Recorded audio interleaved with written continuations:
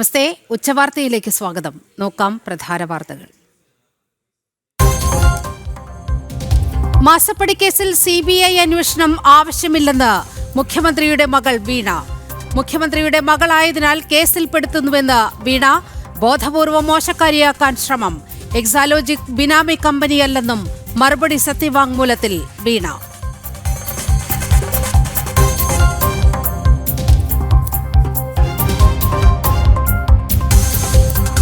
പാകിസ്ഥാന് മുന്നറിയിപ്പുമായി വിദേശകാര്യമന്ത്രി S. ജയശങ്കർ. ഇനിയൊരു ഭീകരാക്രമണത്തിന് ശ്രമിച്ചാൽ പാകിസ്ഥാന് ആഴത്തിൽ മുറിവേൽക്കും. ഭീകരതയ്ക്ക് പിന്തുണ നൽകുന്ന പാകിസ്ഥാനോട് എതിർപ്പ് രേഖപ്പെടുത്താൻ അമേരിക്ക. പ്രധാനമന്ത്രി നരേന്ദ്രമോദി ഇന്ന് തുർക്കിയുടെ ശത്രുരാജ്യമായ സൈപ്രസിൽ.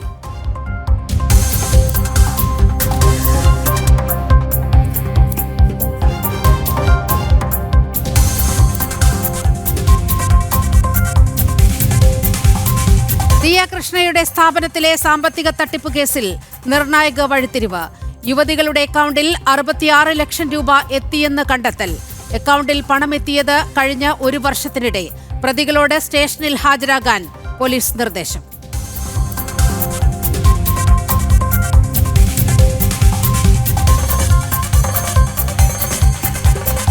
താമരശ്ശേരി ഷഹബാസ് വധക്കേസിൽ കുറ്റാരോപിതരായ വിദ്യാർത്ഥികൾക്ക് ജാമ്യം. ഹൈക്കോടതി ജാമ്യം അനുവദിച്ചത് 6 വിദ്യാർത്ഥികൾക്ക്. 50,000 രൂപ ബോണ്ട് നൽകണം. വിദ്യാർത്ഥികൾ അന്വേഷണവുമായി സഹകരിക്കുമെന്ന് രക്ഷിതാക്കൾ സത്യവാങ്മൂലം നൽകണമെന്നും ഹൈക്കോടതി.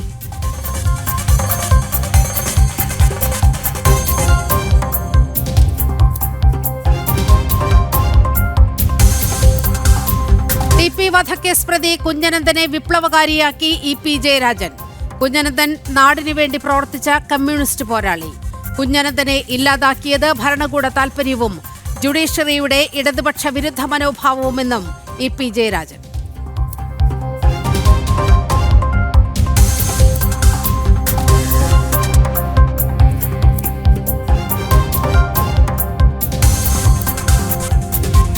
നിലമ്പൂർ നിയമസഭാ ഉപതെരഞ്ഞെടുപ്പിലും വർഗീയത ആയുധമാക്കി ഇടതു വലതു മുന്നണികൾ. ജമാഅത്തെ ഇസ്ലാമി, PDP അടക്കമുള്ള മതമൗലികവാദ സംഘടനകളുടെ കൂട്ടുപിടിച്ച പ്രചാരണം. വോട്ടെടുപ്പിന് ഇനി ഒരാഴ്ച ബാക്കി. പ്രചാരണത്തിന് അണികളില്ലാതെ PV അൻവർ.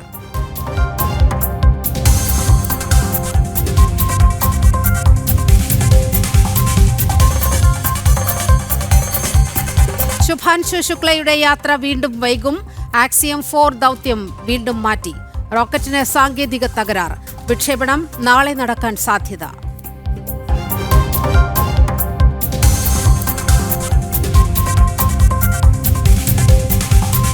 നിഖാബ് ധരിക്കാത്തതിന് സൈബർ ആക്രമണം നേരിട്ട് കോഴിക്കോട്ട് യുവതിയും മകളും. പൊതുയിടങ്ങളിൽ പിന്തുടർന്ന് ഫോട്ടോയെടുത്തും ഉപദ്രവം. സമസ്ത AP വിഭാഗത്തിനെതിരെ ആരോപണമുന്നയിച്ചു കുടുംബം. പോലീസിൽ പരാതി നൽകി.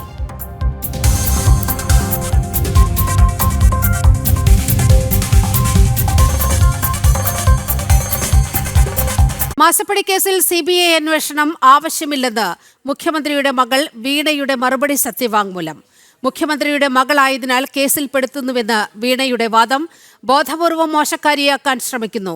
എക്സാലോജിക് ബിനാമി കമ്പനിയല്ലെന്നും മറുപടി സത്യവാങ്മൂലത്തിൽ പറയുന്നു. വിവരങ്ങളുമായി രേഷ്മ ബാബു ചേരുകയാണ്. രേഷ്മ, കഴിഞ്ഞ ദിവസം മുഖ്യമന്ത്രി തന്നെ ഇക്കാര്യത്തിൽ സത്യവാങ്മൂലം നൽകി. അതിൽ പറയുന്നത് ഈ കേസിൽ പൊതുതാൽപര്യമില്ല എന്നുള്ളതാണ്. ഒപ്പം തന്നെ ഇപ്പോൾ വീണ പറയുന്നു ഈ വിഷയത്തിൽ CBI അന്വേഷണം ആവശ്യമില്ല. എന്തൊക്കെയാണ് മറുപടി സത്യവാങ്മൂലത്തിൽ വീണ പറഞ്ഞു വെക്കുന്നത്? നിലിമ, മുഖ്യമന്ത്രി നൽകിയ അതേ കാര്യങ്ങൾ തന്നെയാണ്, അല്ലെങ്കിൽ അതേ വാദഗതികൾ തന്നെയാണ് വീണ വിജയനും ഹൈക്കോടതിയിൽ മറുപടി സത്യവാങ്മൂലത്തിലൂടെ മുന്നോട്ട് വെച്ചിരിക്കുന്നത്.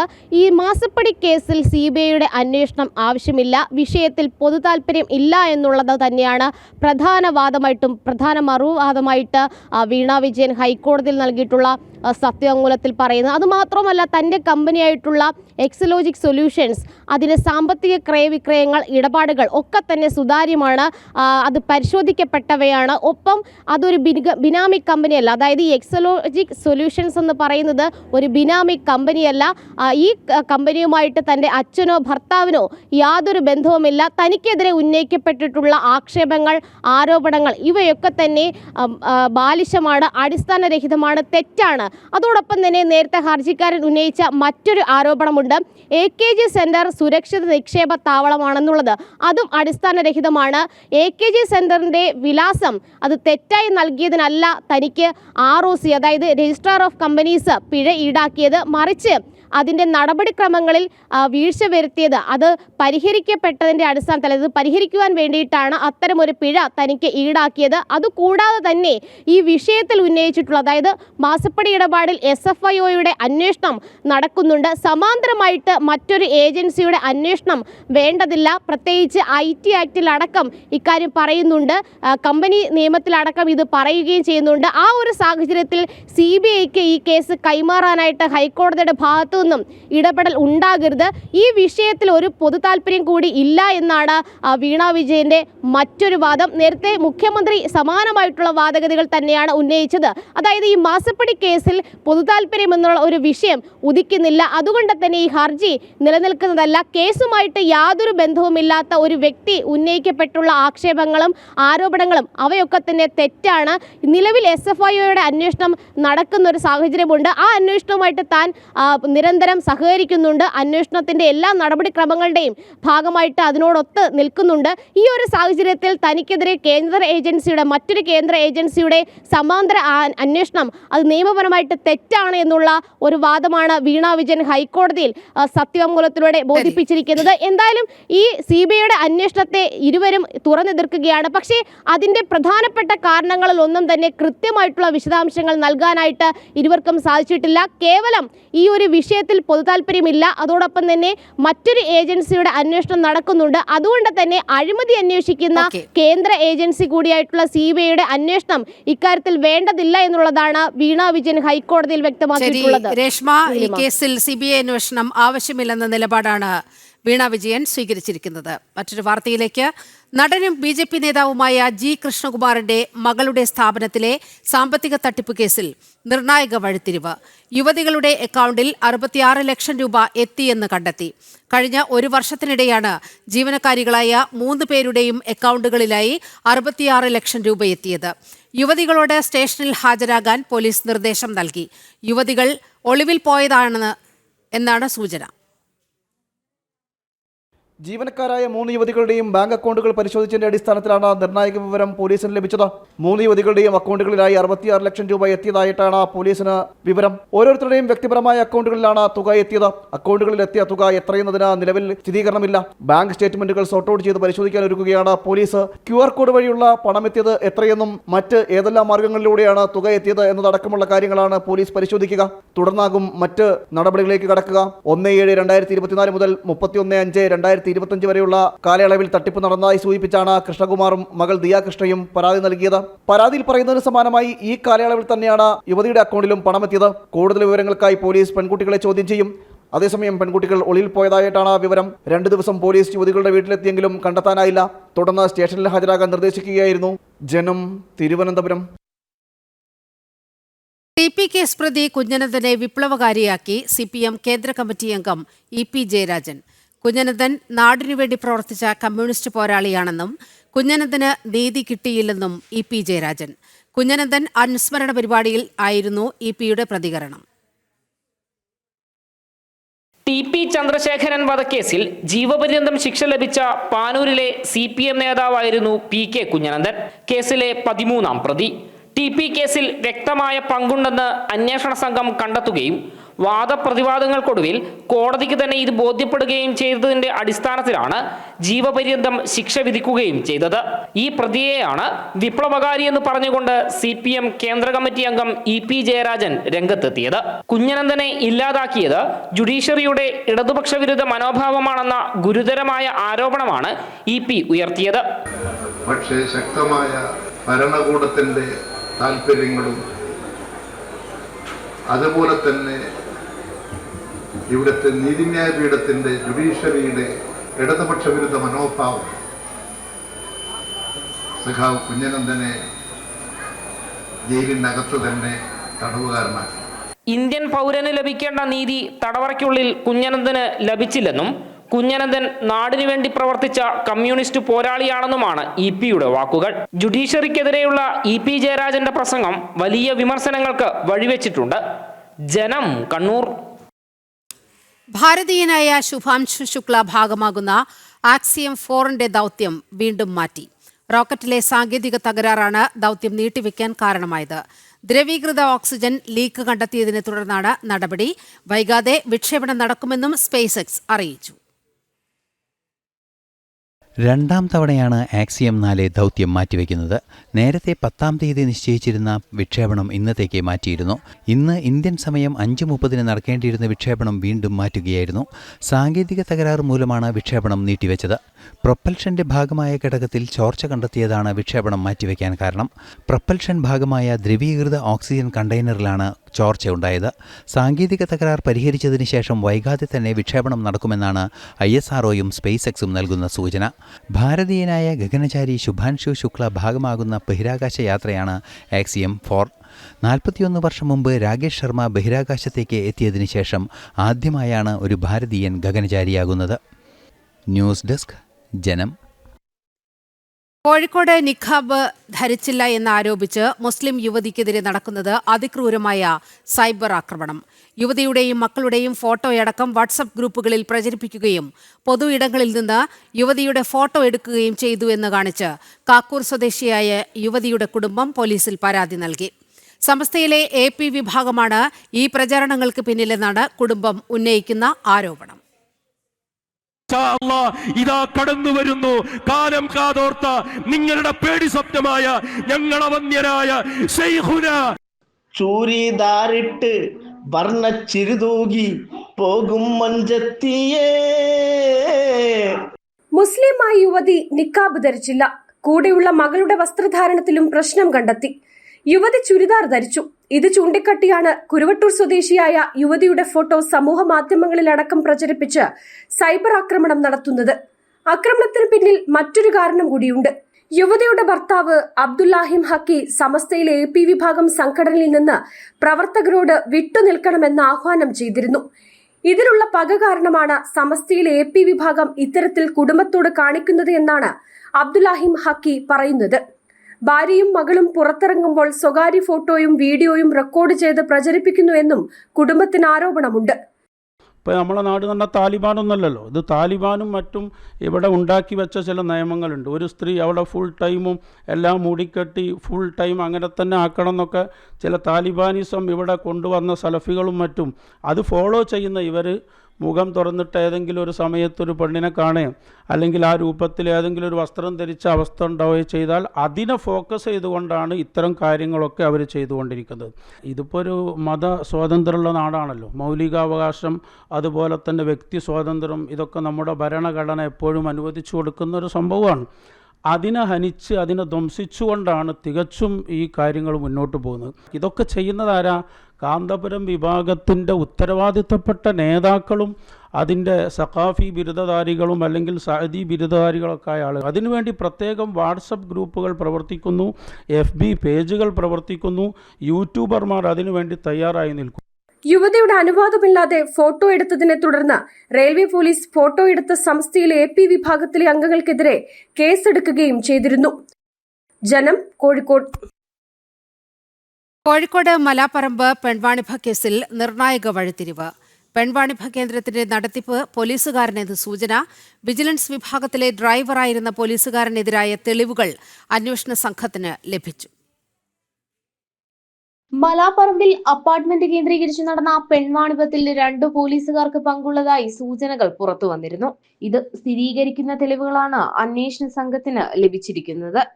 സ്വകാര്യ ആശുപത്രിക്ക് സമീപം 2 വർഷത്തോളമായി പ്രവർത്തിച്ചു വരുന്ന കേന്ദ്രത്തിന്റെ നടത്തിപ്പുകാരൻ തന്നെ പോലീസുകാരനെന്ന സൂചനകളാണ് പുറത്തു വരുന്നത്.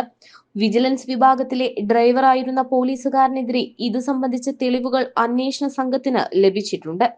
പെൺവാണിഭ സംഘത്തിൽപ്പെട്ടവർ ഇയാളുടെ അക്കൗണ്ടിലേക്ക് ദിവസവും പണം അയച്ചിട്ടുണ്ട്. കേന്ദ്രത്തിൽ സ്ഥിരം സന്ദർശകനായിരുന്ന സിറ്റി കൺട്രോൾ റൂമിലെ മറ്റൊരു ഡ്രൈവർക്കെതിരെയും അന്വേഷണം പുരോഗമിക്കുകയാണ്. പ്രാഥമിക അന്വേഷണത്തിന്റെ ഭാഗമായി 2 പോലീസ് ഉദ്യോഗസ്ഥരെയും ജോലിയിൽ നിന്ന് മാറ്റി നിർത്തിയിരിക്കുകയാണ്. പുറത്തുനിന്നുള്ള ചിലരുടെ പിന്തുണ പെൺവാണിഭ സംഘത്തിന് ലഭിച്ചതായി അന്വേഷണ സംഘത്തിന് സൂചന ലഭിച്ചിരുന്നു. ഇത് കേന്ദ്രീകരിച്ചുള്ള അന്വേഷണമാണ് പോലീസുകാരിലേക്ക് എത്തിയത്. പ്രധാന പ്രതിയായ വയനാട് സ്വദേശി ബിന്ദുവിന് 2022 സമാന കേസുണ്ടായിരുന്നു. മെഡിക്കൽ കോളേജ് സ്റ്റേഷൻ പരിധിയിലെ കേസുമായി ബന്ധപ്പെട്ടാണ് പോലീസുകാർ പ്രതിയുമായി സൗഹൃദം സ്ഥാപിച്ചത്. പെൺവാണിഭ കേസിൽ 2 പോലീസുകാരെയും പ്രതി ചേർക്കാനാണ് സാധ്യത. ജനം, കോഴിക്കോട്. കേരള തീരത്തിന് സമീപം കത്തിയ കപ്പലിലെ തീപിടുത്തം നിയന്ത്രണ വിധേയമാക്കാൻ കൂടുതൽ സമയമെടുക്കുമെന്ന് തീരസംരക്ഷണ സേന. കണ്ടെയ്നറുകളിൽ തീപിടിക്കുന്ന വസ്തുക്കൾ ഉള്ളത് കാരണം തീ അണയ്ക്കൽ ശ്രമം ദുഷ്കരമാണെന്ന് അധികൃതർ പറഞ്ഞു. വാങ്ഹായ് 503 എന്ന കപ്പലിലെ തീപിടുത്തം നിയന്ത്രണ വിധേയമാക്കാൻ ഇനിയും ദിവസങ്ങൾ വേണ്ടിവരുമെന്നാണ് തീരസംരക്ഷണ സേന പറയുന്നത്. 2000 ടൺ ഇന്ധനവും 240 ടൺ ഡീസലുമാണ് കപ്പലിലുള്ളത്. 157 കണ്ടെയ്നറുകളിൽ മാരക രാസവസ്തുക്കളും കീടനാശിനികളുമാണ്. തീ നിയന്ത്രിക്കാൻ 2 കപ്പലുകൾ പരിശ്രമിച്ചുകൊണ്ടിരിക്കുകയാണ്. നിലവിൽ കപ്പൽ 15 ഡിഗ്രി ചെരിഞ്ഞ നിലയിലാണ്. കപ്പൽ മുങ്ങിപ്പോകാനുള്ള സാധ്യതയും അധികൃതർ തള്ളിക്കളയുന്നില്ല. നിയന്ത്രണം പൂർണ്ണമായും നഷ്ടപ്പെട്ട അവസ്ഥയിലാണ് കപ്പൽ ഒഴുകി നീങ്ങുന്നത് തീരമേഖലയിലേക്ക് എന്നാണ് സൂചന. കടലിൽ പതിച്ച കണ്ടെയ്നറുകൾ കോഴിക്കോടിനും കൊച്ചിക്കും ഇടയിലുള്ള തീരങ്ങളിലേക്ക് എത്തിച്ചേരാനാണ് സാധ്യതയെന്നാണ് വിലയിരുത്തൽ. മാരകമായ രാസവസ്തുക്കൾ ഉള്ളത് കാരണം അതീവ ജാഗ്രതയിലാണ് തീരദേശ മേഖല. അതേസമയം കടലിൽ വീണ 4 നാവികർക്കായുള്ള തെരച്ചിൽ ഇപ്പോഴും തുടരുകയാണ്. മംഗലാപുരത്ത് ചികിത്സയിൽ കഴിയുന്ന 18 പേരിൽ 2 പേരുടെ നില ഗുരുതരമായി തുടരുന്നതായാണ് വിവരം. ജനം, കോഴിക്കോട്.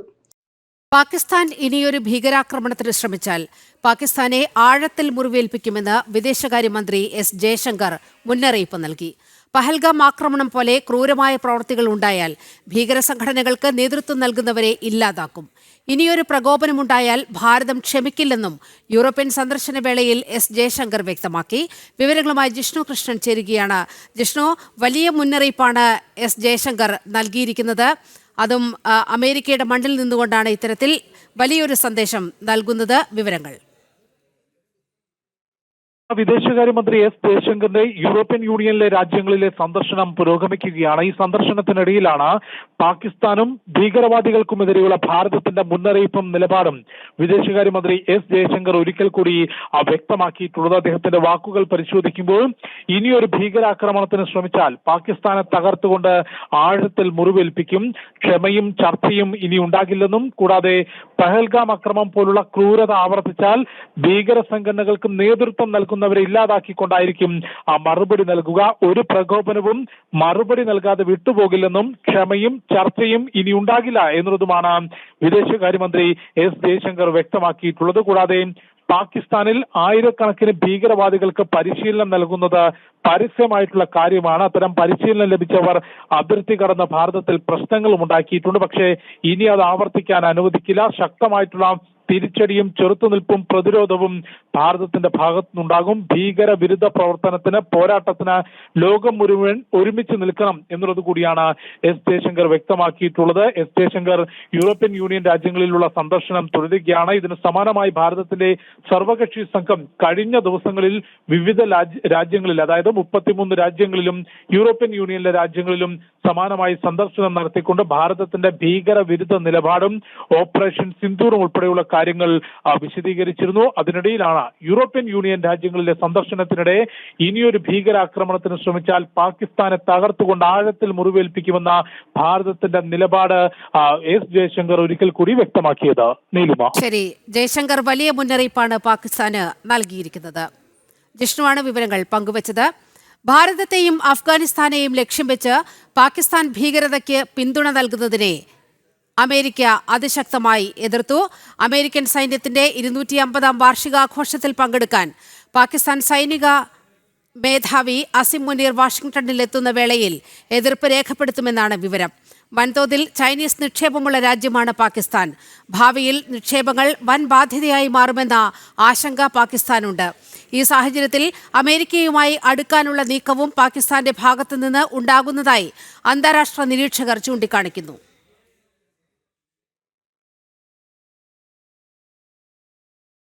തുർക്കിക്കെതിരെ അരയും തലയും മുറുക്കി ഭാരതം. തുർക്കിയുടെ എക്കാലത്തെയും വലിയ ശത്രുരാജ്യമായ സൈപ്രസിൽ പ്രധാനമന്ത്രി ഇന്ന് സന്ദർശനം നടത്തും. G7 ഉച്ചകോടിയിൽ പങ്കെടുക്കാനായി കാനഡയിലേക്ക് പോകും വഴിയാകും അദ്ദേഹം സൈപ്രസിലെത്തുക. തിരികെ ഭാരതത്തിലേക്ക് മടങ്ങും വഴി പ്രധാനമന്ത്രി ക്രൊയേഷ്യയും സന്ദർശിക്കും. 1974 മുതൽ സൈപ്രസുമായുള്ള തുർക്കിയുടെ ശത്രുത തുടരുകയാണ്.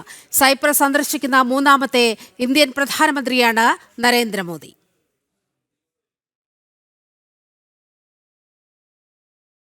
ഓപ്പറേഷൻ സിന്ദൂർ വിശദീകരിക്കാൻ വിദേശ പര്യടനം നടത്തിയ കോൺഗ്രസ് അംഗങ്ങളുടെ പരസ്യ പ്രസ്താവന വിലക്കി ഹൈക്കമാൻഡ്. വിദേശ പര്യടനവുമായി ബന്ധപ്പെട്ട പ്രതികരണങ്ങൾ വേണ്ടെന്നും നേതൃത്വം. ശശി തരൂർ MP ഉൾപ്പെടെയുള്ളവർ പ്രധാനമന്ത്രിയെയും കേന്ദ്ര സർക്കാരിനെയും അനുകൂലിച്ച് നിലപാടെടുത്ത പശ്ചാത്തലത്തിലാണ് ഈ നിർദ്ദേശം. വിവരങ്ങളുമായി ജിഷ്ണു കൃഷ്ണൻ ചേരുകയാണ്. ജിഷ്ണു, ഇവിടെയും ശശി തരൂർ ഏതെങ്കിലും വിധത്തിൽ എന്തെങ്കിലും പറഞ്ഞു പോയാൽ അത് ശശി തരൂരിന് വലിയ പ്രോത്സാഹനമാകും. ഒപ്പം തന്നെ കേന്ദ്ര സർക്കാരിനെ അനുകൂലിക്കുന്നൊരു സാഹചര്യവും ഉരുത്തിരിയും. ഇത് ഒഴിവാക്കാനാണോ ഇത്തരത്തിൽ ഹൈക്കമാൻഡിന്റെ നിർദ്ദേശമുണ്ടായിരിക്കുന്നത്? നിലിമ, ഓപ്പറേഷൻ സിന്ദൂറും ഭാരതത്തിന്റെ ഭീകരവിരുദ്ധ നിലപാടും വിശദീകരിക്കുന്നതിനായി വിദേശ പര്യടനം നടത്തിയിട്ടുള്ള അംഗങ്ങൾ, ആ സർവകക്ഷി സംഘത്തിൽ ഉൾപ്പെട്ടിട്ടുള്ള കോൺഗ്രസ് അംഗങ്ങളോട് പരസ്യ പ്രതികരണം വേണ്ട എന്ന തീരുമാനമാണ്, നിർദ്ദേശമാണ് ഇപ്പോൾ കോൺഗ്രസ് ദേശീയ നേതൃത്വം ഹൈക്കമാൻഡ് മുൻപോട്ട് വെച്ചിട്ടുള്ളത്. പ്രത്യേകിച്ചും വിദേശ പര്യടനവുമായി ബന്ധപ്പെട്ട പ്രതികരണങ്ങൾ നടത്തേണ്ടതില്ല എന്നാണ് പാർട്ടിയുടെ തീരുമാനം. അതിന് തീർച്ചയായും നീലിമ ചൂണ്ടിക്കാട്ടിയതുപോലെ കോൺഗ്രസിനെ വെട്ടിലാക്കുന്ന പ്രതികരണമായിരിക്കും. ഏത് രീതിയിൽ പ്രതികരിച്ചാലും അത് കോൺഗ്രസ് എടുത്തിട്ടുള്ള നിലപാടിനെ വെട്ടിലാക്കുന്ന രീതിയിലായിരിക്കും ശശി തരൂരും സൽമാൻ ഖുർഷിദും ഉൾപ്പെടെയുള്ള ഈ നേതാക്കളുടെ പ്രതികരണം എന്ന കാര്യം ദേശീയ നേതൃത്വത്തിന് നിശ്ചയമുണ്ട്. അതുകൊണ്ടാണ് ഇത്തരത്തിലൊരു തീരുമാനം, നിർദ്ദേശം ഹൈക്കമാൻഡ് പുറപ്പെടുവിച്ചിട്ടുള്ളത്. കാരണം ഓപ്പറേഷൻ സിന്ദൂറും അതുമായി ബന്ധപ്പെട്ട നടപടികളിൽ കേന്ദ്ര സർക്കാരിനെ രാഷ്ട്രീയപരമായി വിമർശിക്കുന്ന നിലപാടാണ് രാഹുൽ, പ്രതിപക്ഷ നേതാവ് ഉൾപ്പെടെയുള്ള രാഹുലും മറ്റ് കോൺഗ്രസ് നേതാക്കളും കോൺഗ്രസ് വേദികളിൽ പരസ്യമായി സ്വീകരിച്ചതെങ്കിൽ വിദേശ വേദികളിൽ ഇരുന്നുകൊണ്ട് ഭാരതത്തിന് വേണ്ടി ഭാരതീയരായി സംസാരിക്കുന്ന നിലപാടാണ്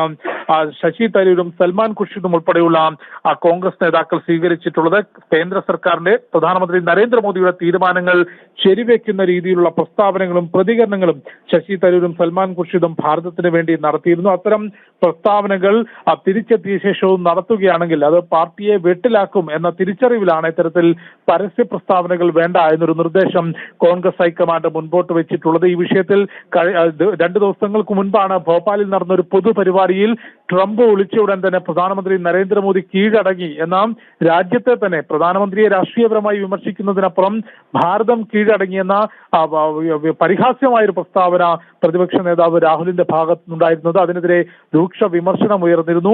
പക്ഷേ ശശി തരൂരും സൽമാൻ ഖുർഷിദും ഉൾപ്പെടെയുള്ള നേതാക്കൾ ഭാരതത്തെ അനുകൂലിച്ചുകൊണ്ട്, കേന്ദ്ര സർക്കാരിന്റെ നിലപാടിനെ അനുകൂലിച്ചുകൊണ്ട് വിദേശ രാജ്യങ്ങളിൽ പ്രതികരണങ്ങളും പ്രസ്താവനകളും ശക്തമായ ശബ്ദവും ഉയർത്തിയവരാണ്. അവരുടെ പരസ്യ പ്രതികരണങ്ങളാണ്, വിദേശ പര്യടനവുമായി ബന്ധപ്പെട്ട പരസ്യ പ്രതികരണങ്ങൾ വേണ്ട എന്നതാണ് ഹൈക്കമാൻഡ് തീരുമാനിച്ചിട്ടുള്ളത്. കൂടാതെ കോൺഗ്രസ് അംഗങ്ങൾ ഒരു വാർത്താ സമ്മേളനം നടത്താനും ഹൈക്കമാൻഡിനോട് അനുമതി ചോദിച്ചിരുന്നെന്നാണ് മനസ്സിലാക്കുന്നത്. അതിലും പ്രതികരണമൊന്നും തന്നെ ദേശീയ നേതൃത്വം നൽകിയിട്ടില്ല. ആനന്ദ് ശർമ്മയോട് മാത്രമാണ് ഈ വിഷയവുമായി ബന്ധപ്പെട്ട വിശദാംശങ്ങൾ കോൺഗ്രസിന്റെ ദേശീയ നേതൃത്വം ചോദിച്ചിട്ടുള്ളത്. കാരണം കോൺഗ്രസ് നൽകിയ പട്ടികയിൽ നിന്ന് ഈ വിദേശ പര്യടനത്തിന് കേന്ദ്ര സർക്കാർ തെരഞ്ഞെടുത്തിട്ടുള്ളത് ആനന്ദ് ശർമ്മയെ മാത്രമായിരുന്നു. അതിലും വലിയ വിമർശനം BJP ഉൾപ്പെടെയുള്ളവർ ഉന്നയിച്ചിരുന്നു. കാരണം ഇത്തരത്തിലൊരു പട്ടിക നൽകാൻ കോൺഗ്രസിനോട് ആവശ്യപ്പെടുമ്പോൾ കോൺഗ്രസിന് രാജ്യത്തോട് ഏതെങ്കിലും തരത്തിലുള്ള കടപ്പാടുണ്ടെങ്കിൽ പ്രതിപക്ഷ നേതാവ് രാഹുലിന്റെ പേരുൾപ്പെടെയായിരിക്കണം ആ പട്ടികയിൽ ആദ്യം നൽകേണ്ടത്. അത്തരത്തിൽ യാതൊരു തരത്തിലും രാജ്യത്തിന് വേണ്ടി സംസാരിക്കാൻ തുനിയാതെ രാഷ്ട്രീയപരമായി രാജ്യത്തെ എത്തിക്കാണിക്കാനും ഭരണ നേതൃത്വത്തെ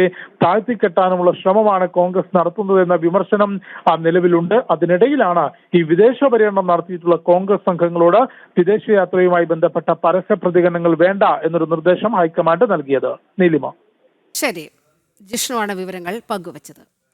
പാകിസ്ഥാനെതിരായ ആഗോള അഭിപ്രായം രൂപീകരിക്കുന്നതിന്റെ ഭാഗമായി നടത്തിയ യാത്ര ഗുണകരമെന്ന് മുൻ കേന്ദ്രമന്ത്രി V. മുരളീധരൻ. ഭീകരവാദത്തെ നയമായി കണക്കാക്കുന്ന രാജ്യമാണ് പാകിസ്ഥാൻ. രാജ്യസുരക്ഷയിൽ ഒറ്റക്കെട്ടായ നിലപാടിന്റെ ഭാഗമായാണ് പ്രതിപക്ഷാംഗങ്ങൾ യാത്രയിൽ പങ്കെടുത്തതെന്നും അദ്ദേഹം വ്യക്തമാക്കി. പാർലമെന്ററി സംഘങ്ങളുടെ പര്യടനം വളരെ പ്രയോജനപ്പെട്ടു എന്നുള്ളതാണ് ഇന്നലെ പ്രധാനമന്ത്രിയുമായിട്ടുള്ള കൂടിക്കാഴ്ചയിൽ എല്ലാ എംപിമാരും അതുപോലെ പാർലമെന്ററി സംഘങ്ങളെ നയിച്ച നേതാക്കന്മാരുമൊക്കെ ചൂണ്ടിക്കാണിച്ചത്. ഭീകരവാദത്തെ ഒരു രാജ്യത്തിൻ്റെ നയമായി കണക്കാക്കിയിട്ടുള്ള ഒരേ ഒരു രാജ്യമായിരിക്കും ഒരുപക്ഷെ പാകിസ്ഥാൻ.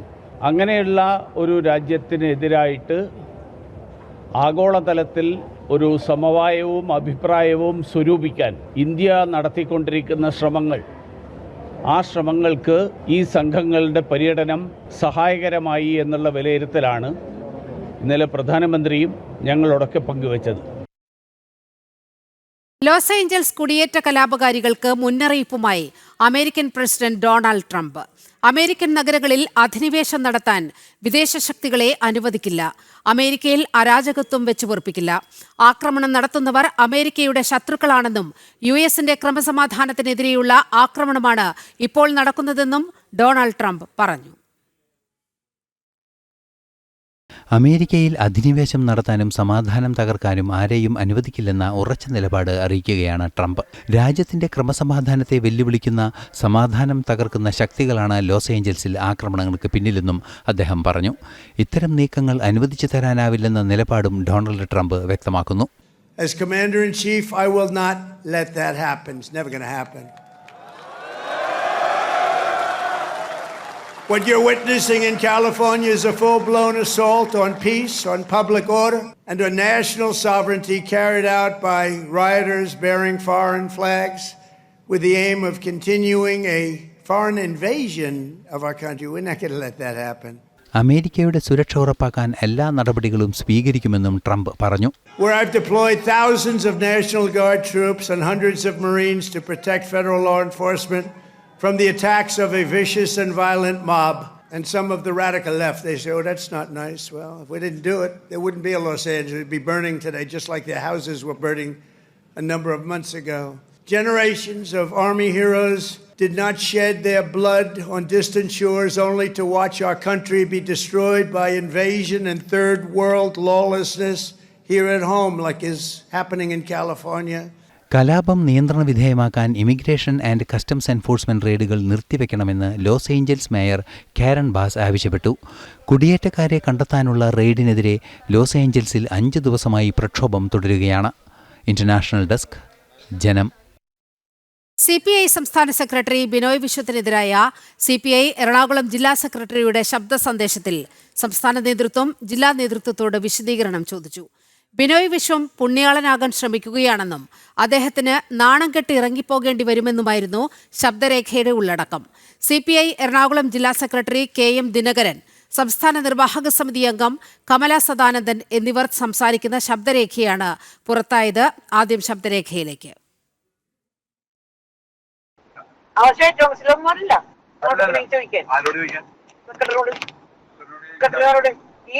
അടുത്ത് പോയിട്ട് വീഞ്ഞെങ്കുട്ടി പോണ ആൾക്കാരൊക്കെ ഉണ്ട്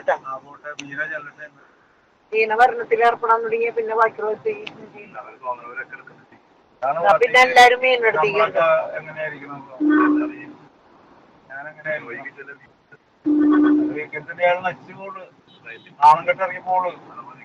ഇപ്പൊ തന്നെ ആൾക്ക് അതിന്റെ അകത്തിരിക്കുന്ന ആൾക്കാർക്കൊക്കെ ഇഷ്ടക്കുറവായി കുട്ടികളൊക്കെ ഞാനാകുന്നു വിചാരിച്ചു പുള്ളി കാണില്ല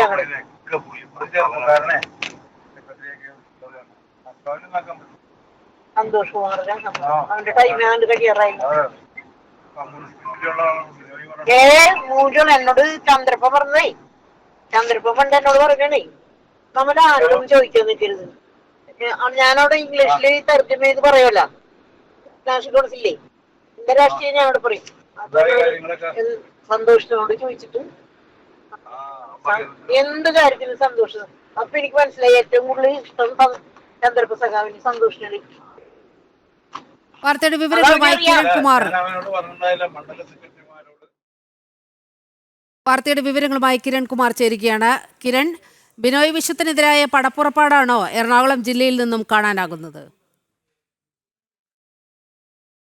ഇലിമ, പാർട്ടിക്കുള്ളിൽ വിഭാഗീയതയില്ല എന്ന് ബിനോയ് വിശ്വം അടക്കമുള്ള ആളുകൾ അവകാശപ്പെടുന്നതിനിടയിൽ തന്നെയാണ് ജില്ലയിലെ രണ്ട് നേതാക്കൾ തമ്മിൽ സംസാരിക്കുന്നതായിട്ടുള്ള ശബ്ദ സന്ദേശം പുറത്തു വന്നിരിക്കുന്നത്. CPIയുടെ ജില്ലാ സെക്രട്ടറി KM ദിനകരനും സംസ്ഥാന നിർവാഹക സമിതി അംഗമായിട്ടുള്ള കമല സദാനന്ദനും തമ്മിൽ സംസാരിക്കുന്ന ശബ്ദരേഖയാണ് ഈ പുറത്തു വന്നിരിക്കുന്നത്. ഇതിൽ പ്രധാനമായിട്ടും ബിനോയ് വിശ്വത്തിനെതിരായിട്ടുള്ള വിമർശനങ്ങൾ ഉയരുന്നതോടൊപ്പം തന്നെ ബിനോയ് വിശ്വത്തിൻ്റെ സഹോദരി ബീന പാർട്ടിയുടെ ഭരണകാര്യങ്ങളിൽ ഇടപെടുന്നു എന്നടക്കമുള്ള വിമർശനങ്ങളും ഉയരുന്നുണ്ട്.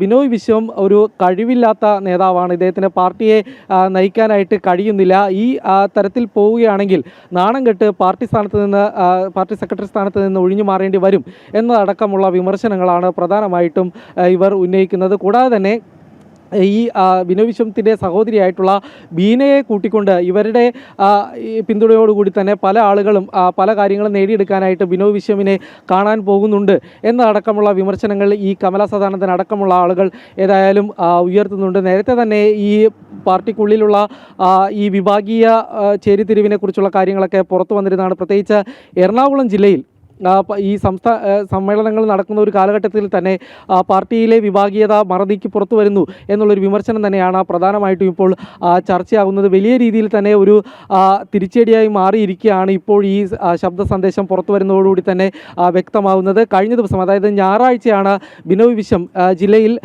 നടന്ന പാർട്ടി പരിപാടികളിൽ പങ്കെടുക്കുകയും പിന്നീട് മാധ്യമപ്രവർത്തകരോട് ഇവിടെ വിഭാഗീയത ഇല്ല എന്ന കാര്യം പറയുകയും ചെയ്തിരുന്നത്. എന്നാൽ ഇതിനിടയിൽ തന്നെയാണ് ഇപ്പോൾ ശബ്ദ സന്ദേശവും പുറത്തു വന്നിരിക്കുന്നത്. നേരത്തെ മുൻ ജില്ലാ സെക്രട്ടറി ആയിട്ടുള്ള P. രാജുവിൻ്റെ മരണവുമായി ബന്ധപ്പെട്ട് പാർട്ടിയിൽ ഇരുഭാഗങ്ങളായി തിരിയുകയും പാർട്ടിക്കെതിരായിട്ട് അടക്കം ആരോപണങ്ങൾ ഉന്നയിക്കുന്നതുമായിട്ടുള്ള സാഹചര്യങ്ങൾ ഉണ്ടായിരുന്നു.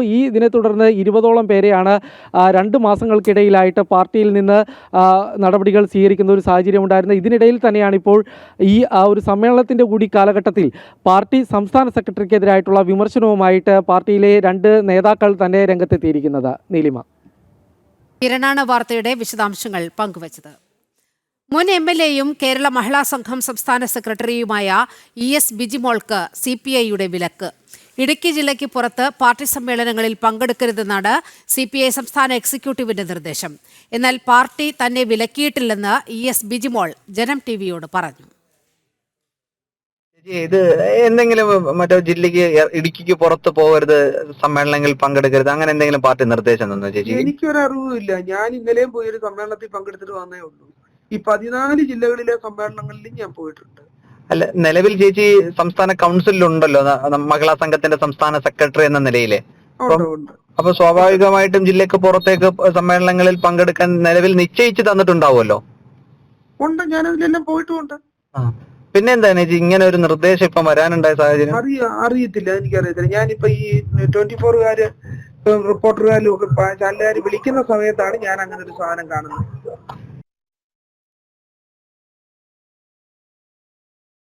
CPI തൃക്കാക്കര മണ്ഡല സമ്മേളനത്തിന്റെ രാഷ്ട്രീയ ചർച്ചയിൽ ആഭ്യന്തര വകുപ്പിനെതിരെ രൂക്ഷ വിമർശനം. മയക്കുമരുന്ന് കേസിൽ പ്രതികളാകുന്നവരെ പോലീസ് സംരക്ഷിക്കുന്നതായും ആരോപണം. മുഖ്യമന്ത്രി ഏകാധിപതിയെപ്പോലെ പെരുമാറുന്നു. വനം, കൃഷി, റവന്യൂ മന്ത്രിമാരുടെ പ്രവർത്തനം കാര്യക്ഷമമല്ലെന്നും ആരോപണമുയർന്നു. CPI വകുപ്പ് മന്ത്രിമാർക്ക് ധനകാര്യ വകുപ്പ് ആവശ്യത്തിന് പണം നൽകുന്നില്ല. ഇത് വാങ്ങിയെടുക്കുന്നതിൽ മന്ത്രിമാർ പരാജയപ്പെട്ടതായും പരാതി ഉയർന്നു.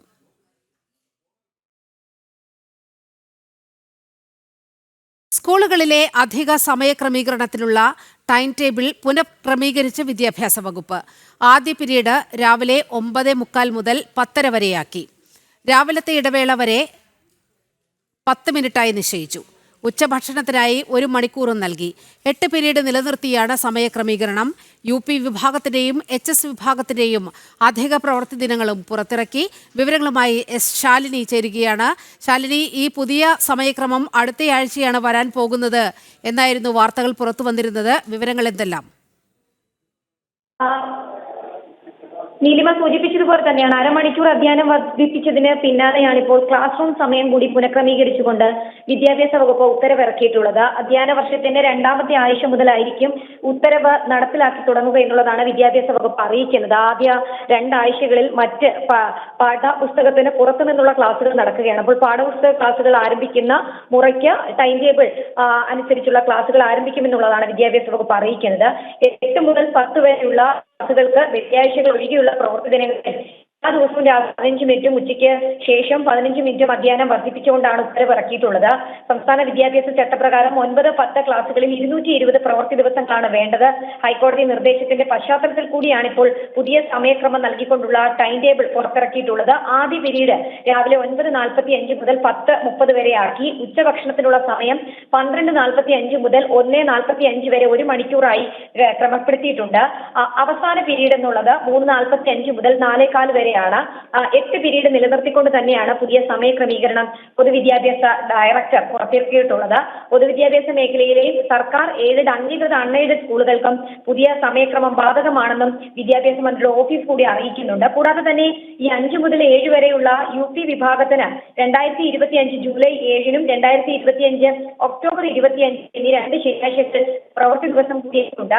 ഹൈസ്കൂൾ വിഭാഗത്തിന് 6 പ്രവൃത്തി ദിവസങ്ങൾ, അതായത് 6 ശനിയാഴ്ചകൾ പ്രവൃത്തി ദിവസമായിരിക്കുമെന്നുള്ളതും ഉത്തരവിലൂടെ പറയുന്നു. 2025 ജൂലൈ 26, ഓഗസ്റ്റ് 16, ഒക്ടോബർ 4, ഒക്ടോബർ 25 കൂടാതെ 2026 ജനുവരി 3-നും ജനുവരി 31-നും ശനിയാഴ്ചകളിൽ ക്ലാസുകൾ ഉണ്ടാകുമെന്നുള്ളതും വിദ്യാഭ്യാസ വകുപ്പിന്റെ ഉത്തരവിൽ അറിയിക്കുകയാണ്. പൊതുവിദ്യാഭ്യാസ വകുപ്പ് ഡയറക്ടറാണ് അല്പസമയം ഇത് സംബന്ധിച്ച് ഔദ്യോഗികമായ ഒരു ഉത്തരവ് പുറത്തിറക്കുന്നത്. അതേസമയം തന്നെ 1 മുതൽ 4 വരെയുള്ള ക്ലാസുകളിലെ LP വിഭാഗത്തിന് ഈ അധിക പ്രവൃത്തി ദിവസങ്ങൾ ഉണ്ടാകില്ല എന്നും ഉത്തരവിൽ പറയുന്നുണ്ട്. അതായത് വലിയ രീതിയിലുള്ള തർക്കങ്ങളും വിവാദങ്ങളും ഒക്കെ അവസാനിച്ചതിന്റെ അടിസ്ഥാനത്തിൽ കൂടിയാണ് ഈ വർഷം മുതൽ അധിക പ്രവൃത്തി സമയം അല്ലെങ്കിൽ അധിക അധ്യയന സമയം നൽകിക്കൊണ്ടുള്ള സർക്കാർ തീരുമാനം. തൊട്ടു പിന്നാലെ സമയം ക്രമീകരിച്ചുകൊണ്ടുള്ള ടൈം ടേബിൾ കൂടി പുറത്തിറങ്ങുന്നത്.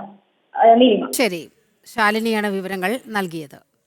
വെമ്പായം തേക്കട സ്വദേശി അഭിജിത്തിന്റെ മരണത്തിൽ ദുരൂഹതയില്ലെന്ന് പോലീസ്. അഭിജിത്ത് മരിച്ചത് ട്രെയിൻ തട്ടിയെന്ന് ലോക്കോ പൈലറ്റ് മൊഴി നൽകി. അതേസമയം മരണത്തിൽ ദുരൂഹത ഉണ്ടെന്നാണ് കുടുംബത്തിന്റെ നിലപാട്.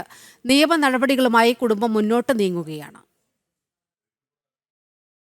തിരുവനന്തപുരം വെമ്പായം സ്വദേശിയായ 16-കാരന്റെ മരണത്തിൽ ദുരൂഹതയില്ലെന്ന് പോലീസ്. അഭിജിത്ത് മരിച്ചത് ട്രെയിൻ തട്ടിയെന്ന ലോക്കോ പൈലറ്റ് പോലീസിന് മൊഴി നൽകി. അഭിജിത്തിന്റെ മരണത്തിൽ ദുരൂഹതയുണ്ടെന്നായിരുന്നു കുടുംബത്തിന്റെ ആരോപണം. മാർച്ച് 3-നാണ് പേട്ട റെയിൽവേ സ്റ്റേഷന് സമീപം അഭിജിത്ത് ട്രെയിൻ തട്ടി മരിച്ചത്. സുഹൃത്തിനൊപ്പം വെമ്പായം തേക്കടയിലെ വീട്ടിൽ നിന്ന് പോയ അഭിജിത്തിനെ കാണാതാവുകയായിരുന്നു. പിന്നീട് 16-ാം തീയതി കുടുംബം വട്ടപ്പാറ പോലീസിൽ പരാതി നൽകി. മാർച്ച് 5-ാം തീയതി പേട്ട പോലീസ് സ്റ്റേഷൻ പരിധിയിൽ അഭിജിത്ത് തീവണ്ടി തട്ടി മരിച്ചെന്നും അജ്ഞാത മൃതദേഹമായി സംസ്കരിച്ചെന്നും കുടുംബത്തിന് വിവരം ലഭിച്ചു. മിസ്സിംഗ് കേസെടുത്ത വട്ടപ്പാറ പോലീസോ തീവണ്ടി തട്ടിയുള്ള മരണത്തിന് കേസെടുത്ത പേട്ട പോലീസോ അന്വേഷണം നടത്തിയില്ലെന്നാണ് കുടുംബത്തിന്റെ ആരോപണം. അഭിജിത്തിന്റെ മരണം നേരത്തെ അറിഞ്ഞിട്ടും സുഹൃത്തുക്കൾ മറച്ചുവെച്ചെന്നും പരാതിയുണ്ട്. മലയാളിയല്ലെന്ന് കരുതി സ്വന്തം നിലയിൽ സംസ്കരിച്ചെന്ന് പേട്ട പോലീസ് പറഞ്ഞതായി കുടുംബം ആരോപിക്കുന്നു. കുടുംബത്തിന്റെ ആരോപണങ്ങളിൽ വിശദമായ അന്വേഷണം നടത്തുമെന്ന് പോലീസ് അറിയിച്ചിരുന്നു. ജനം, തിരുവനന്തപുരം. സംസ്ഥാനത്ത് കാലവർഷം വീണ്ടും ശക്തി പ്രാപിക്കുന്നു. വരുന്ന ഒരാഴ്ചക്കാലം ശക്തമായ മഴയ്ക്ക് സാധ്യതയെന്ന് കാലാവസ്ഥാ വകുപ്പിന്റെ മുന്നറിയിപ്പ്. ഇന്ന് 10 ജില്ലകൾക്ക് യെല്ലോ അലർട്ട് പ്രഖ്യാപിച്ചു. തിരുവനന്തപുരം, കൊല്ലം, പാലക്കാട്, വയനാട് ഒഴികെയുള്ള ജില്ലകൾക്കാണ് അതിശക്ത മഴ മുന്നറിയിപ്പുള്ളത്. വരുന്ന മണിക്കൂറുകളിൽ മഴ ശക്തമാകുമെന്നും കാലാവസ്ഥാ വകുപ്പിന്റെ മുന്നറിയിപ്പിൽ പറയുന്നു. ഒരാഴ്ചക്കാലം മാറി നിന്ന കാലവർഷം സംസ്ഥാനത്ത് വീണ്ടും ശക്തി പ്രാപിക്കുകയാണ്. വരുന്ന 7 ദിവസം കേരളത്തിലുടനീളം ശക്തമായ മഴ ലഭിക്കുമെന്നാണ് കാലാവസ്ഥാ വകുപ്പിന്റെ മുന്നറിയിപ്പ്. ഇന്ന് 10 ജില്ലകൾക്ക് യെല്ലോ അലർട്ട് പ്രഖ്യാപിച്ചു. തിരുവനന്തപുരം, കൊല്ലം, പാലക്കാട്, വയനാട് ഒഴികെയുള്ള 10 ജില്ലകൾക്കാണ് അതിശക്ത മഴ മുന്നറിയിപ്പ്. നാളെ 4 ജില്ലകൾക്ക് ഓറഞ്ച് അലർട്ടും 8 ജില്ലകൾക്ക് യെല്ലോ അലർട്ടും പ്രഖ്യാപിച്ചു. കോഴിക്കോട് മുതൽ കാസർഗോഡ് വരെയുള്ള ജില്ലകൾക്കാണ് ഓറഞ്ച് അലർട്ട്. ജൂൺ 14-ഉം 15-ഉം തീയതികളിൽ 9 ജില്ലകൾക്ക് ഓറഞ്ച് അലർട്ടും 5 ജില്ലകൾക്ക് യെല്ലോ അലർട്ടും പ്രഖ്യാപിച്ചു. എറണാകുളം മുതൽ കാസർഗോഡ് വരെയുള്ള ജില്ലകൾക്കാണ് 14-ഉം 15-ഉം തീയതികളിൽ ഓറഞ്ച് അലർട്ട്. തിരുവനന്തപുരം മുതൽ കോട്ടയം വരെയുള്ള ജില്ലകൾക്ക് യെല്ലോ അലർട്ടും പ്രഖ്യാപിച്ചു. വരും മണിക്കൂറുകളിലും മഴ ശക്തമാകുമെന്നാണ് കാലാവസ്ഥാ വകുപ്പിന്റെ മുന്നറിയിപ്പ്. ഒറ്റപ്പെട്ടയിടങ്ങളിൽ ഇടിമിന്നലോടുകൂടിയ ഇടത്തരം മഴയ്ക്കും മണിക്കൂറിൽ 40 കിലോമീറ്റർ വേഗതയിൽ ശക്തമായ കാറ്റ് വീശാനും സാധ്യതയുണ്ടെന്നും മുന്നറിയിപ്പിൽ പറയുന്നു. ജനം, തിരുവനന്തപുരം. കെനിയയിൽ വാഹനാപകടത്തിൽ മരിച്ച തൃശൂർ സ്വദേശികളുടെ വിയോഗ വാർത്ത വിശ്വസിക്കാനാകാതെ ബന്ധുക്കൾ. അപകടത്തിൽ ജസ്ന കുറ്റിക്കാട്ടുചാലിൽ, മകൾ 1.5 വയസ്സുകാരി റൂഹി മെഹ്റിൻ എന്നിവരാണ് മരിച്ചത്. മൃതദേഹങ്ങൾ നാട്ടിലെത്തിക്കുന്ന കാര്യത്തിൽ എംബസിയും നോർക്കയുമായി ബന്ധപ്പെട്ടു വരികയാണെന്ന് ബന്ധുക്കൾ അറിയിച്ചു. തൃശൂരിൽ നിന്ന് സാനു കെ സജീവിന്റെ റിപ്പോർട്ട്.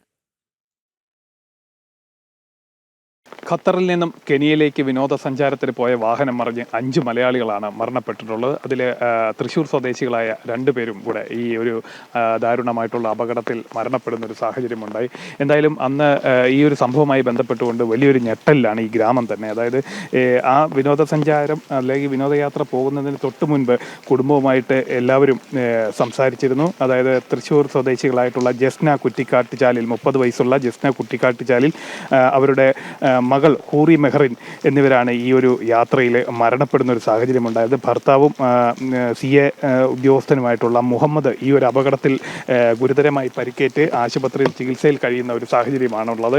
എന്തായാലും ഈ യാത്ര പുറപ്പെടുന്നതിന് മുമ്പ് ഈ ഒരു യാത്ര പോകുന്നതുമായി ബന്ധപ്പെട്ടുകൊണ്ടുള്ള സന്തോഷം മൂവരും ഈ കുടുംബാംഗങ്ങളുമായി ബന്ധപ്പെട്ട് വിളിച്ച് വീഡിയോ കോളിലൂടെ പങ്കുവെച്ചിരുന്നു. പിന്നീട് മണിക്കൂറുകൾ കഴിഞ്ഞറിയുന്ന ഈ ഒരു ദാരുണമായിട്ടുള്ള ഒരു അപകടത്തിൻ്റെ വിവരങ്ങളാണ്. എന്തായാലും ഇതുമായി ബന്ധപ്പെട്ടുകൊണ്ട് കൂടുതൽ കാര്യങ്ങൾ ബന്ധുക്കളോട് തന്നെ ചോദിക്കുക. എൻ്റെ സംസ്കാരം അല്ല നാട്ടിലേക്ക് എത്തിക്കുന്നതുമായി ബന്ധപ്പെട്ടുള്ള കാര്യങ്ങൾ അവരോട് തന്നെ ചോദിക്കും. എന്താണ്, എങ്ങനെയാണ് നമ്മൾ നാട്ടിലേക്ക് എത്തിക്കുന്ന കാര്യങ്ങളിലൊക്കെ തീരുമാനമായിട്ടുണ്ടോ? എന്താണ് അവസാനമായിട്ട് നമുക്ക് അറിയാൻ സാധിക്കുന്നത്? നാട്ടിലേക്ക് എത്തിക്കാൻ വേണ്ടിയിട്ട് എല്ലാ ശ്രമങ്ങളും നടക്കുന്നുണ്ട്. മറ്റേ ഇന്ത്യൻ അംബാസഡറൊക്കെ ഇടപെട്ടിട്ടുണ്ട്. അവർക്കിപ്പോൾ ലൈവായിട്ട് അവിടെ ഉണ്ട്, ഹോസ്പിറ്റലുണ്ട്. അപ്പോൾ അവരതിന് ശ്രമം നടക്കുന്നുണ്ട്. പയ്യൻ്റെ പെങ്ങളും ഭർത്താവും അവിടെ പോയിട്ടുണ്ട്. അവരായിട്ട് നേരിട്ട് മോനായിട്ട് സംസാരിച്ചു. അവന് വലിയ പ്രശ്നമില്ല. അപ്പോൾ കൊണ്ടുവരാനുള്ള എല്ലാ ശ്രമങ്ങളും നടക്കുന്നുണ്ട്. ഈ ഒരു അപകടത്തിൽ മുഹമ്മദ് പരിക്കേറ്റ് ആശുപത്രിയിൽ കഴിയുന്ന ഒരു സാഹചര്യമാണുള്ളത്. പുള്ളിയുടെ ആരോഗ്യനില എങ്ങനെയാണ്? അതിനെക്കുറിച്ച് വല്ല നമുക്ക് വിവരങ്ങൾ ലഭിച്ചിട്ടുണ്ട്? ആരോഗ്യപരമായിട്ട് വലിയ കുഴപ്പമൊന്നുമില്ല. ഇന്റേണൽ ഇഞ്ചുറി ഒന്നും ഇല്ല അവനക്ക്, കയ്യിന് മാത്രമേ ഉള്ളൂ. ബാക്കിയുള്ളവരൊക്കെ വലിയ വലിയ ഇഞ്ചുറി ഉള്ളവരാണ്. ഇതിന് മോനക്ക് വലിയ പ്രശ്നമില്ല. അവനായിട്ട് നേരിട്ട് സംസാരിച്ചു. അവൻ്റെ പെങ്ങൾ സംസാരിച്ചു. ഹോസ്പിറ്റലിൽ അവിടെ ആൾക്കാരുണ്ട്. അവനക്ക് വലിയ കുഴപ്പമൊന്നുമില്ല, വലിയ പ്രയാസമൊന്നുമില്ല. ഈ മരണപ്പെട്ട ജസ്നയെ അടക്കം ഇങ്ങോട്ടാണോ കൊണ്ടുവരുന്നത്, അതോ അവരുടെ മൂവാറ്റുപുഴയിലെ വീട്ടിലേക്കാണോ കൊണ്ടുപോകുന്നത്? അതുമായിട്ട് ബന്ധപ്പെട്ടുള്ള വിവരങ്ങളോ തീരുമാനങ്ങളോ എന്തെങ്കിലും ആയിട്ടുണ്ടോ? അത് തീരുമാനമായിട്ടില്ല. ചിലപ്പോൾ അങ്ങോട്ടാവും അവരുടെ ഇതിലേക്കാവാൻ പോകുന്നത്, അല്ലെങ്കിൽ ചിലപ്പോൾ ഇങ്ങോട്ട്. അത് തീരുമാനമായിട്ടില്ല. എന്തായാലും നാട്ടിലേക്ക് എത്തിക്കുന്ന കാര്യത്തിൽ, മൃതദേഹം നാട്ടിലേക്ക് എത്തിക്കുന്ന കാര്യത്തിലുള്ള അന്തിമ നടപടിക്രമങ്ങളൊക്കെ എംബസിയുടെ ഭാഗത്തു നിന്നും അതേപോലെ തന്നെ മറ്റ് നടപടിക്രമങ്ങളടക്കം ഉദ്യോഗസ്ഥ വൃന്ദങ്ങളുടെ നടപടിക്രമങ്ങളടക്കം പുരോഗമിക്കുകയാണ്. അതിനുശേഷമേ എന്നാണ് കൊണ്ടുവരിക, അത് എവിടേക്കാണ് കൊണ്ടുവരിക? ഈ ജസ്നയുടെ കുടുംബ വീടായിട്ടുള്ളത് മൂവാറ്റുപുഴയിലാണ്, എറണാകുളം ജില്ലയിലെ മൂവാറ്റുപുഴയിലാണ്. അപ്പോൾ മൂവാറ്റുപുഴയിലേക്കാണോ കൊണ്ടുപോകുന്നത് അടക്കമുള്ള കാര്യങ്ങളിൽ തീരുമാനമായിട്ടില്ല. എന്തായാലും വരും മണിക്കൂറുകളിൽ അക്കാര്യങ്ങളിലടക്കം എംബസിയുടെ ഭാഗത്തു നിന്ന് ഇവരെ നാട്ടിലേക്ക് എത്തിക്കുന്ന മൃതദേഹം നാട്ടിലേക്ക് എത്തിക്കുന്ന കാര്യത്തിൽ ഒരു തീരുമാനം ഉണ്ടായതിനു ശേഷം ഈ ഒരു സംസ്കാരവുമായി ബന്ധപ്പെട്ട് അത് എവിടെ നടത്തണം, തൃശ്ശൂരിൽ നടത്തണമോ മൂവാറ്റുപുഴയിൽ നടത്തണമോ എന്നുള്ള കാര്യത്തിലും അന്തിമ തീരുമാനം കൈക്കൊള്ളുമെന്നാണ് ബന്ധുക്കളുടെ ഭാഗത്ത് നിന്ന് നമുക്ക് അറിയാൻ സാധിക്കുന്നത്. ED ഉദ്യോഗസ്ഥനെതിരായ കൈക്കൂലി കേസിൽ കേസ് ഡയറി ഹാജരാക്കാൻ സർക്കാരിന് ഹൈക്കോടതി നിർദ്ദേശം നൽകി. മറുപടി നൽകാൻ സാവകാശം തേടിയതിൽ വിജിലൻസിനെ കോടതി വിമർശിച്ചു. മുൻകൂർ ജാമ്യാപേക്ഷയിലെ നടപടികൾ മാസങ്ങളോളം വൈകിപ്പിക്കുന്നത് എങ്ങനെയെന്നും സർക്കാരിനോട് കോടതി ചോദിച്ചു. അടുത്ത ചൊവ്വാഴ്ചയ്ക്കുള്ളിൽ ശേഖർ കുമാറിന്റെ മുൻകൂർ ജാമ്യാപേക്ഷയിൽ സർക്കാർ മറുപടി നൽകണം. മുൻകൂർ ജാമ്യാപേക്ഷ ഹൈക്കോടതി അടുത്ത ചൊവ്വാഴ്ചത്തേക്ക് മാറ്റി.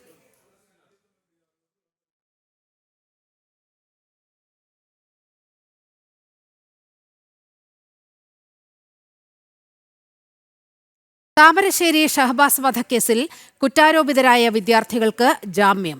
6 വിദ്യാർത്ഥികൾക്കാണ് ഹൈക്കോടതി ജാമ്യം അനുവദിച്ചത്. 50,000 രൂപ ബോണ്ട് നൽകണം, വിദ്യാർത്ഥികൾ അന്വേഷണവുമായി സഹകരിക്കുമെന്ന് രക്ഷിതാക്കൾ സത്യവാങ്മൂലം നൽകണം തുടങ്ങിയ വ്യവസ്ഥകളോടെയാണ് ജാമ്യം. സാക്ഷികളെ സ്വാധീനിക്കാൻ ശ്രമിക്കരുത്, സമാന കുറ്റകൃത്യങ്ങളിൽ ഏർപ്പെടരുത്, രാജ്യം വിട്ടുപോകരുത് തുടങ്ങിയ വ്യവസ്ഥകൾ വിദ്യാർത്ഥികളുടെ രക്ഷിതാക്കൾ ഉറപ്പു നൽകണമെന്നും കോടതി നിർദ്ദേശിച്ചു.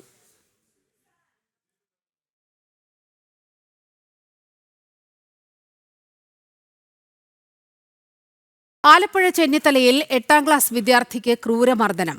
ചെന്നിത്തല നവോദയ വിദ്യാലയത്തിലെ 8ാം ക്ലാസ്സുകാരനെ +1 വിദ്യാർത്ഥികളായ 6 പേർ ചേർന്നാണ് മർദ്ദിച്ചത്. മർദ്ദിച്ച കുട്ടികളെ സസ്പെൻഡ് ചെയ്തതായി സ്കൂൾ അധികൃതർ അറിയിച്ചു. തിങ്കളാഴ്ച രാത്രി ഹോസ്റ്റലിൽ വെച്ചാണ് സംഭവം. കുട്ടിയുടെ പിതാവ് മാന്നാർ പോലീസിൽ പരാതി നൽകി. പറഞ്ഞൊരു 10ാം ക്ലാസ്സിലെ ചേട്ടൻ വന്ന് ഞങ്ങളെ വിളിച്ചുകൊണ്ട് പോയി. ഞങ്ങളവിടെ ചെന്നപ്പോഴത്തേക്കും 2 ചേട്ടന്മാരുടെ അടുത്ത് കുറേ ചോദ്യങ്ങൾ ചോദിച്ചു.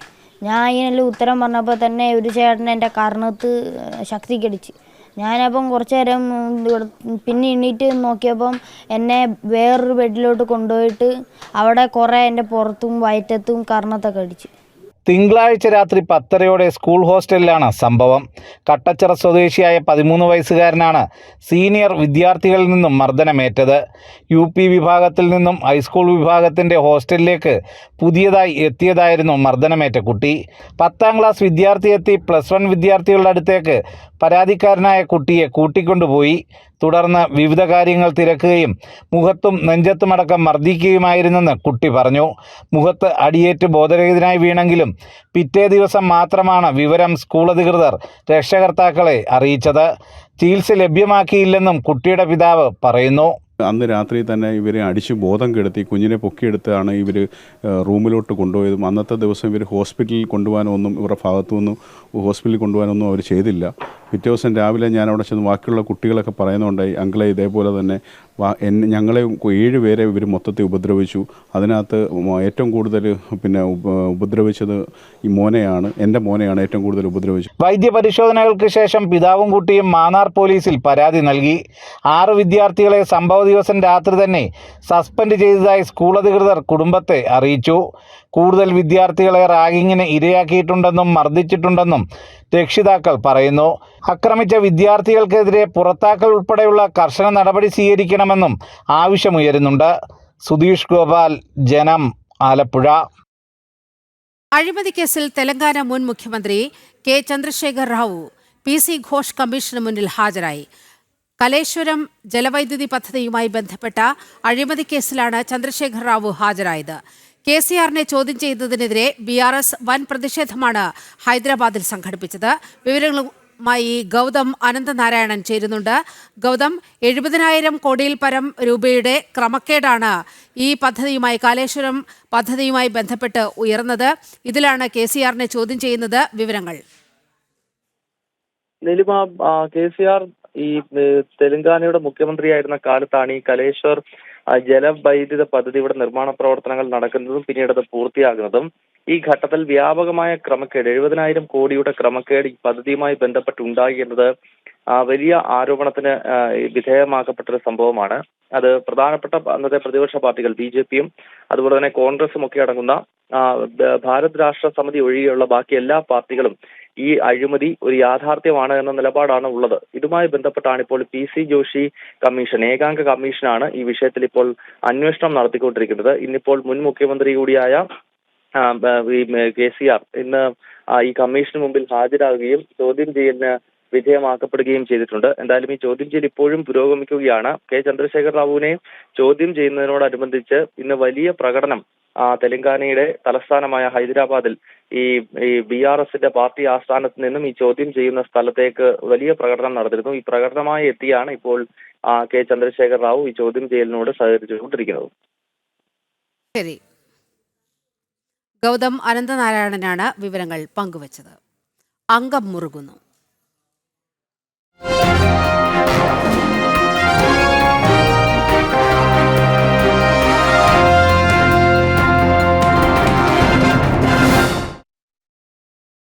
നിലമ്പൂർ നിയമസഭാ മണ്ഡലത്തിലെ ഉപതെരഞ്ഞെടുപ്പിനുള്ള എല്ലാ ഒരുക്കങ്ങളും പൂർത്തിയായതായി ജില്ലാ ഇലക്ഷൻ ഓഫീസർ കൂടിയായ ജില്ലാ കളക്ടർ VR വിനോദ് പറഞ്ഞു.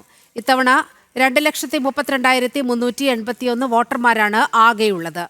കഴിഞ്ഞ തവണത്തേക്കാൾ 7,000 വോട്ടർമാർ അധികമുണ്ട്. എല്ലാ പോളിംഗ് സ്റ്റേഷനുകളിലും വെബ്കാസ്റ്റിംഗ് സംവിധാനമുണ്ട്.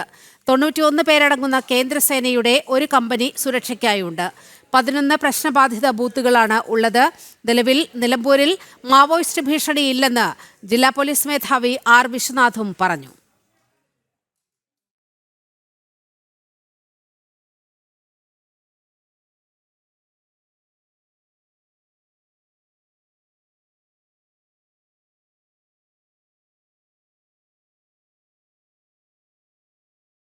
കണ്ണൂർ പള്ളിക്കുന്നിൽ പെൺകുട്ടികളെ തട്ടിക്കൊണ്ടുപോയി ബലാത്സംഗം ചെയ്ത കേസിൽ 20 വർഷത്തിനു ശേഷം പ്രതി അറസ്റ്റിൽ. ചെറുവത്തൂർ സ്വദേശി MP രാഗേഷിനെയാണ് അറസ്റ്റ് ചെയ്തത്. 2005 കേസിനാസ്പദമായ സംഭവം നടന്നത്.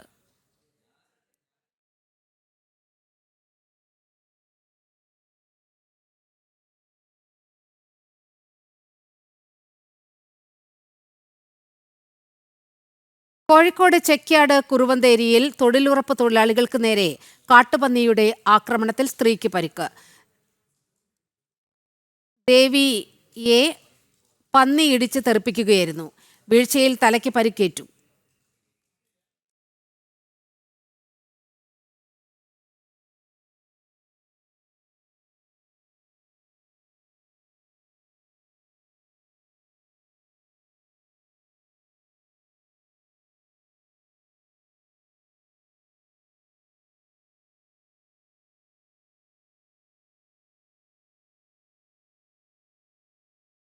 ദേശീയപാത നിർമ്മാണം നടക്കുന്ന കൊല്ലം പാലത്തറ ജംഗ്ഷനിൽ സർവീസ് റോഡ് ഇടിഞ്ഞു താഴ്ന്നു.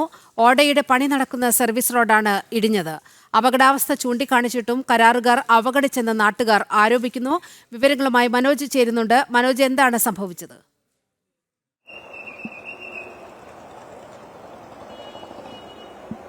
പിണ, ഞാനിപ്പോൾ നിൽക്കുന്നത് ഈ പാലത്തറയിലാണ്. അതായത് ദേശീയപാത നിർമ്മാണം നടക്കുന്ന സ്ഥലത്ത് തന്നെ ഈ സർവീസ് റോഡിലാണ്. സർവീസ് റോഡിൽ നമുക്ക് കാണാൻ സാധിക്കും ഇവിടെ ഇപ്പോൾ റോഡിന്റെ പകുതിയോളം ഈ ഇടിഞ്ഞു താഴ്ന്നിരിക്കുന്നു.